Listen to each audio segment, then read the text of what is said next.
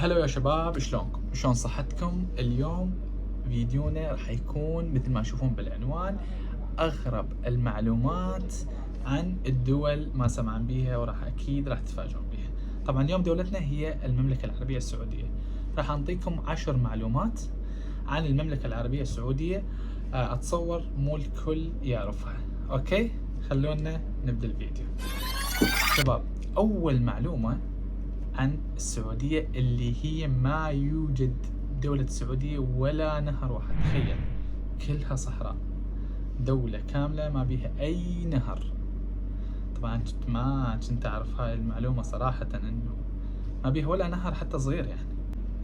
المعلومة الثانية اللي هي يوجد بالسعودية أكبر صحراء بالعالم. تخيل مساحتها تساوي دولة فرنسا بالكامل، اسمها صحراء الربع الخالي.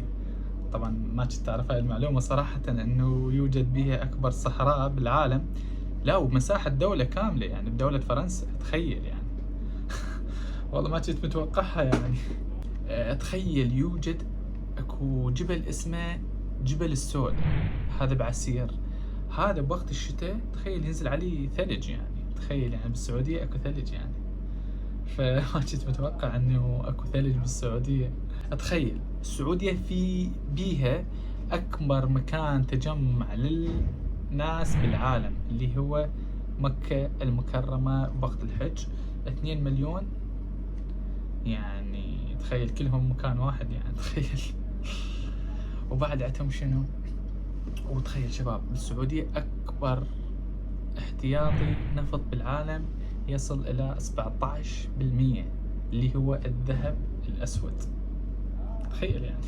فيها آثار. صراحة أنا ما كنت متوقع إنه بالسعودية أكو آثار، بس إنه يوجد بيها آثار مدينة صالح، اللي هي يعود عمرها 2000 سنة قبل الميلاد. حلو، اللي مسجلة بمنظمة اليونسكو.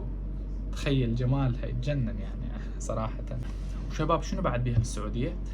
اكو يسمونه مزاد الإبل. هذا مزاد الإبل صراحة يعني الأسعار جدا عالية بيها. اللي هو مزاد للإبل يعني الجمال، يصل إلى يعني ملايين دولارات. تخيل يعني جمل بملايين يعني.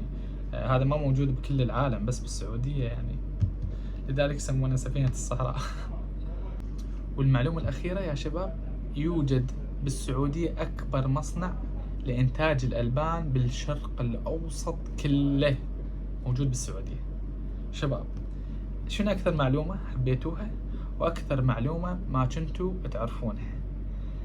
إذا حبيتوا الفيديو خلونا لايك واشتركوا بالقناة. شباب أهم شي تخلونا لايك، أوكي؟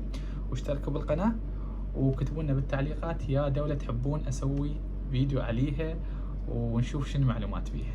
يلا باي باي.